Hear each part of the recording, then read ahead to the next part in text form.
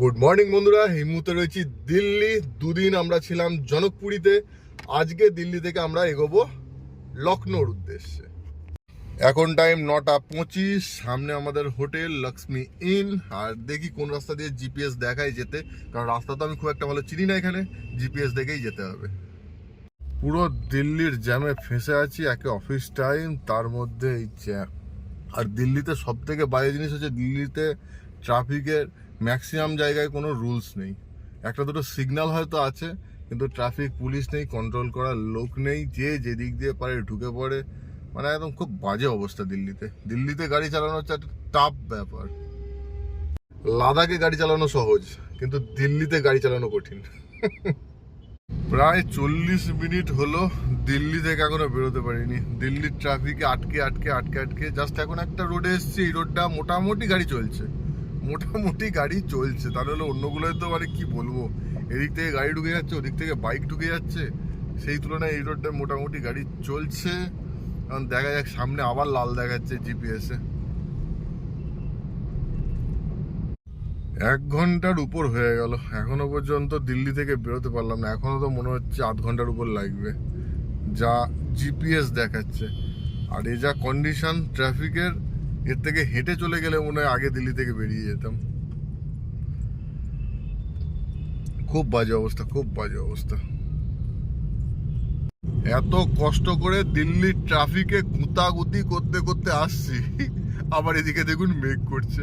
একদিক দিয়ে ভালো, গাড়িটা যা নোংরা হয়ে রয়েছে, কিছুটা অন্তত ধোয়া হবে। ওয়াশ করানোর তো একদম পুরো জায়গায় পাচ্ছি না। গাড়িটাকে যে কোথায় ধোবো আমি, সেটাই এখন ব্যাপার। বৃষ্টি যদি একটু মুষলধারে হয়, গাড়িটা কিছুটা ধুয়ে যাবে, এটা ঠিক কথা। আর ঠিক আছে, অসুবিধা নেই, হোক বৃষ্টি হোক, কড়া রোদের থেকে তো বৃষ্টিই ভালো। এই যে অপোজিট সাইড থেকে গাড়ি দেখুন, সব দিল্লি ঢুকছে।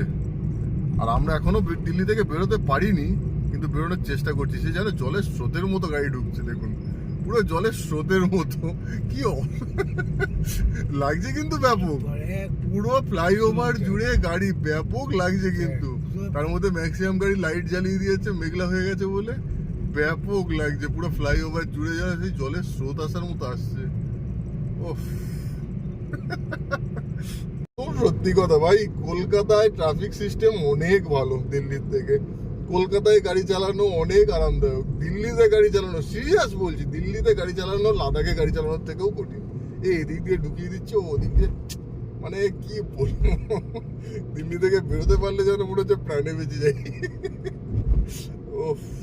এই মুহূর্তে আমরা রয়েছি নয়ডা। আসার দিনও আমরা নয়ডাতে ছিলাম, নয়ডা রয়েছি। নয়ডা থেকে কোনো রকমে বেরিয়ে যেতে পারলে বিন্দাস রোড পাবো, লখনৌ পর্যন্ত আর কোনো চিন্তা করতে হবে না। কিন্তু বেরোতে কতক্ষণে পারবো, সেটাই হচ্ছে সব থেকে বড় প্রশ্ন।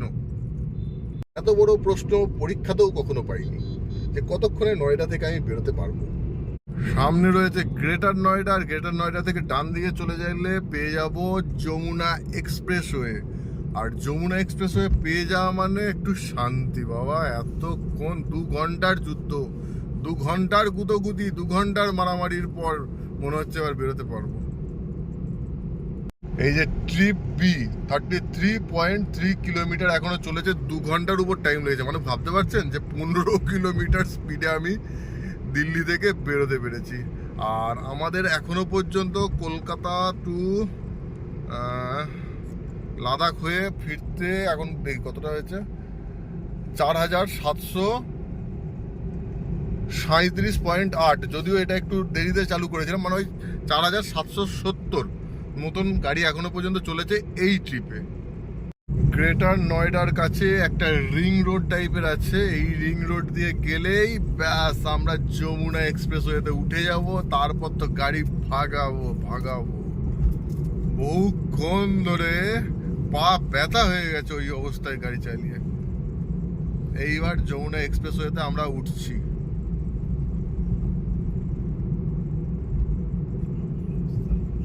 এই যে সামনে যমুনা এক্সপ্রেসওয়ের বোর্ড দেখা যাচ্ছে, আর একটু কাটে ওই যে দূরে নীল বোর্ড দেখা যাচ্ছে।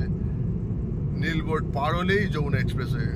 এই যে সামনে নীল বোর্ড, যমুনা এক্সপ্রেসওয়ে पर आपका स्वागत है। এখানে 100 কিলোমিটার স্পিড লিমিট। চলো 100ই চালাবো। তার থেকে বেশি উড়াবো না, ফালতু উড়াবো ভাবছিলাম, কিন্তু না, সেটা ঠিক হবে না। 100 স্পিডেই চালাবো।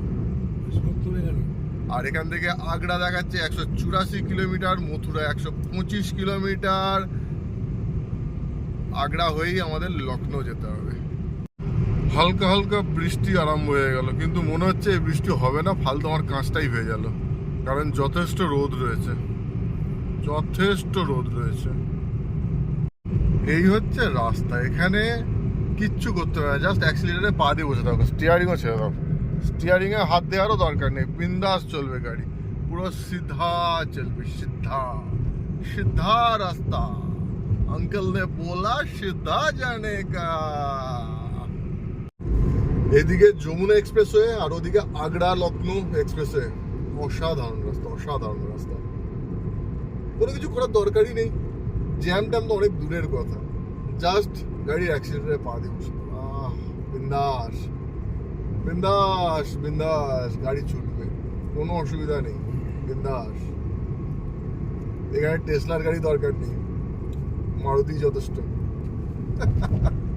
আজকে ট্রিপের ফার্স্ট টোল, আর ডান দিকে ও মার্সিডিজ V220D, তিনখানা একই গাড়ি, তিনখানা একই গাড়ি, দারুণ গাড়ি।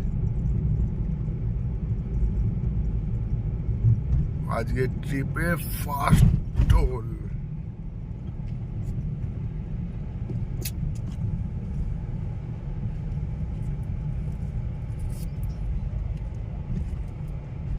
আপনাদেরকে আমি আগেও বলেছি যে আমাদের ঘুরতে যাওয়ার কোনো নির্দিষ্টতা নেই। যাচ্ছিলাম কোথায়? লখনৌ। রাস্তায় মথুরার বোর্ড দেখে এখন মথুরা বৃন্দাবন যাওয়ার ইচ্ছা হয়েছে বাবা মায়ের। চলো, কি আর করা যাবে, মথুরা বৃন্দাবনই যাই। একটা দিন মথুরা বৃন্দাবনের থেকে আসি, দেখি কেমন লাগে। আর সামনে বোর্ড রয়েছে মথুরা, এখান থেকে দেখাচ্ছে 82 কিলোমিটার। পুরো আনপ্ল্যান ঘুরতে যাওয়া, এইভাবে ঘুরতে যাওয়া, কোন জায়গায় যাব, কোথায় থাকবো, কি করবো, কোনো প্ল্যান নেই। চলো যাওয়া যাক।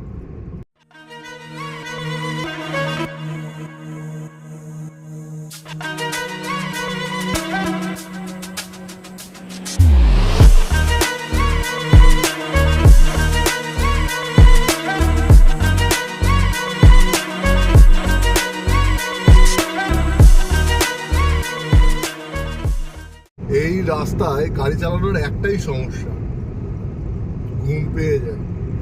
কারণ এখানে তো বেশি সজাগ থাকার দরকার নেই, ওই একভাবে কন্টিনিউ গাড়ি চলতে চলতে ঘুম পেয়ে যায়, এটা আরেক বিপজ্জনক ব্যাপার। আর এই রাস্তাটা এর আগের দিনও বলেছি আসার সময় যে একটু বদনাম আছে। কি জন্য না, এখানে অনেকে রেস করে, আর রেস করতে গিয়ে এখানে বড় বড় অ্যাক্সিডেন্ট হয়েছে। রাস্তা অসাধারণ, রাস্তার কোনো তুলনা হয় না।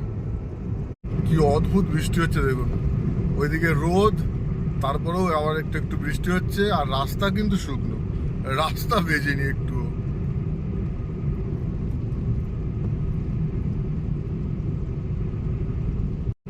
এই ছিটছিটে বৃষ্টি হচ্ছে, আবার এই দেখুন খাড়া রোদ উঠছে, আর রোদ কি মারাত্মক টেম্পার। এসি চলছে তবুও কাঁচ দিয়ে যেটুকু রোদ ভিতরে ঢুকছে তাতেই বোঝা যাচ্ছে টেম্পার কেমন। আর মথুরা এখনো দেখাচ্ছে 27 কিলোমিটার, কিন্তু তার আগে মনে হচ্ছে একটা টোল দিতে হবে। এই যে 2 কিলোমিটার পরে একটা টোল, মানে মথুরা যাওয়ার আগে তোমাকে একটা টোল দিয়ে তবে মথুরার দিকে তুমি যেতে পারবে, তা নাহলে যেতে পারবে না। কিছু করার নেই, চলো। এই চলে এসেছে টোল মহাশয়, টোল টোল টোল। তবুও ঠিক আছে, এত সুন্দর রোদে 2-3টে টোল দিতে অসুবিধা নেই, কিন্তু তাহলে ভাঙাচোরা রাস্তা, জ্যাম, মানে কি বলবো, বিহার ঝাড়খণ্ডের যে রাস্তা, সেই রাস্তা দিয়ে যেতে মাথা খারাপ হয়ে যাচ্ছে। কোথাও জ্যাম, কোথায় ভাঙাচোরা, সেখানেও গাদা গাদা টোল। এইগুলো মেনে নেওয়া যায় না। এত ভালো রাস্তা তবু ঠিক আছে, চলো দিলাম না হয় কয়েকটা টাকা, কয়েকটা টাকা নয়, এক একটা টোল 100 টাকার উপর, 150 টাকা, 170 টাকা, এরকম টোল। এখানে কত কে জানে, সেটাও তো দেখলাম না। এই টোল প্লাজাটার নামই ছিল মথুরা প্লাজা, কারণ এই রাস্তা দিয়ে এসে অনেক লোকই মথুরার দিকে নেমে যায়, মথুরায় নামার আগে ভাই তোমাকে টোল দিয়ে নামতে হবে। তুমি আগ্রা যাবে না ঠিক আছে, তুমি মথুরা গেলেও তোমাকে টোল দিয়ে নামতে হবে, আর আগ্রা গেলে তো তোমাকে টোল দিতেই হবে। সামনে সাইনবোর্ড চলে এসছে, মথুরা বাঁ দিকে, আগ্রা সোজা। এখন বাঁ দিকে কোথা দিয়ে ঢুকবো রে ভাই, যে বুঝে উঠতে পারছি না। আছে নিশ্চয়ই রাস্তা কাট বাঁ দিকে। এই যে সোজা চলে গেলে আগ্রা, বাঁ দিকে ঢুকে গেলাম মথুরার হাতরাস বাঁ দিকে। পুরো রিং রোড, এটাকে পুরো রাউন্ড মারতে হবে। চল বেটা চা চা চা। আর ইউপিতে ঢুকে গেছি যতক্ষণ, সব ইউপির গাড়ি, এখন ইউপির নাম্বার প্লেট। আর আমাদের এই ডব্লিউবির গাড়ি পুরো সারা দুনিয়া চষে বেড়াচ্ছে।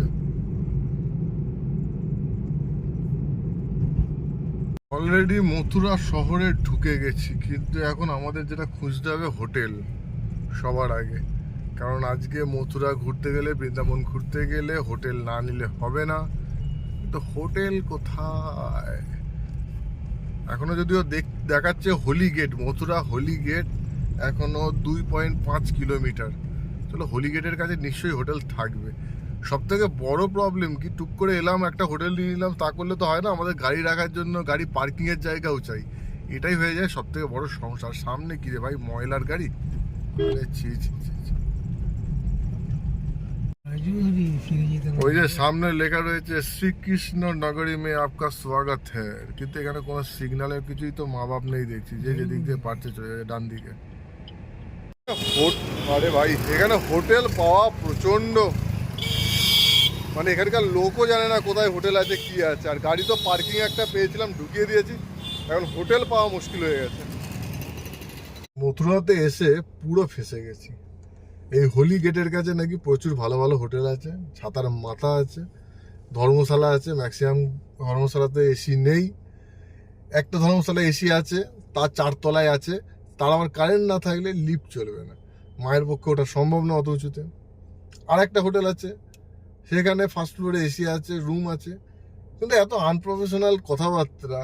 মানে সে মনে হচ্ছে তুমি নিলে নাও ভাই, না তো যাও যাও যাও, মানে আমার কোনো দরকার নেই, আমি হোটেল আমি নিজের শখের জন্য বানিয়েছি, তোমাদের থাকার জন্য না। মানে কথাবার্তা এইরকম ধরনের। না হবে না হবে না হবে না। মানে কোনো যদি প্রবলেম হয়, জলের প্রবলেম হয় বা ইলেকট্রিসিটির প্রবলেম হয় বা এসির প্রবলেম হয়, তার কাছে কিছু অভিযোগ করা যাবে না বা বলা যাবে না। মানে তুমি তাকে, সে তোমাকে দয়া করছে তার হোটেলে থাকতে দেওয়ার জন্য, তুমি সেই দয়া নিতে পারো, মানে এরকম ধরনের ব্যাপার।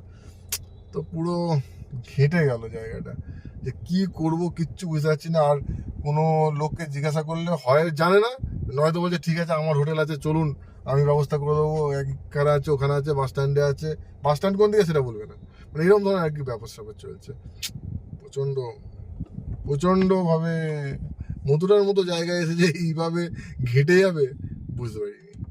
এই যে বাইরে মথুরার হোলি গেট, হোলি গেটের ভিতর দিয়ে যাচ্ছি, একটা টোটো করে নিয়েছি গাড়ি পার্কিংয়ে রেখে। প্রথমবার একটু না জেনে শুনে আসলে প্রচুর কনফিউজিং, প্রচুর কনফিউজিং। এই যে দ্বারকাধীরাজ মন্দির,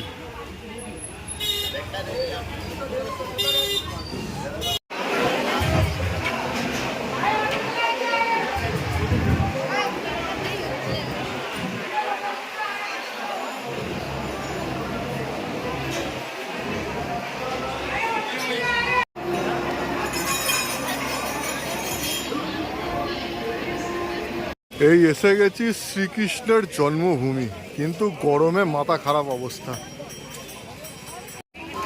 এই যে শ্রীকৃষ্ণ জন্মভূমি, ভিতরে ঢুকে দেখা যাক। ভিতরে মোবাইল নিয়ে যাওয়ার নিয়ম নেই, সুতরাং মোবাইল বাইরে রেখেই যাব। কৃষ্ণের জন্মভূমি দেখার পর এখন মথুরা থেকে আমরা যাচ্ছি আমাদের গাড়ি যেখানে পার্কিং রয়েছে সেই গাড়ির পার্কিংয়ে। আর গাড়ির পার্কিংয়ে গিয়ে ডিসাইড করব আমরা কি করব। আর এখানে প্রচন্ড পরিমাণে গরম, প্রচন্ড পরিমাণে, পুরো দেখতেই পাচ্ছেন রোদের মধ্যে ঘুরে মুখ চোখের অবস্থা, গা ঘেমে গেছে। এখন আর ইচ্ছা করছে না যে এখান থেকে বৃন্দাবন যাই। তবুও দেখি গাড়িতে গিয়ে 2 মিনিট এসি অন করে বসি, তারপর চিন্তা ভাবনা করবো কি করব। এসে গেছি গাড়ির পার্কিং স্পটে, মথুরায় যে জায়গায় আমাদের গাড়ি ছিল। গরমে পুরো ভাজা ভাজা হয়ে গেছে, পুরো ভাজা ভাজা, মুখ চোখ দেখে পুরো রোদে পুড়ে পুরো কালো হয়ে গেছে। এমনিতেই কালো, তার মধ্যে আরো কালো হয়ে গেছে। আর ভালো লাগছে না। এবার দেখা যাক কোথায় যাওয়া যায়। আগ্রাতেও থাকতে পারি, লখনৌতেও যেতে পারি, আবার অযোধ্যার রাম মন্দির পর্যন্ত ট্রেনেও দিতে পারি। এখন কী করবো কিচ্ছু জানি না। সো এই ভিডিওটা এখানেই শেষ করছি, এই ভিডিওটা আর বড় করব না। তো নেক্সট পার্টে থাকবে, আমরা দেখা যাক কোথায় কি যাই, কি করি না করি, সেটা থাকবে নেক্সট পার্টে। সো এই ভিডিওটা শেষ করছি। থ্যাংক ইউ এতক্ষণ সঙ্গে থাকার জন্য। আপনাদের সবাইকে অসংখ্য ধন্যবাদ। লাইক করবেন, কমেন্ট করবেন, আর যারা সাবস্ক্রাইব করেনি তারা সাবস্ক্রাইব করবেন। Thank you.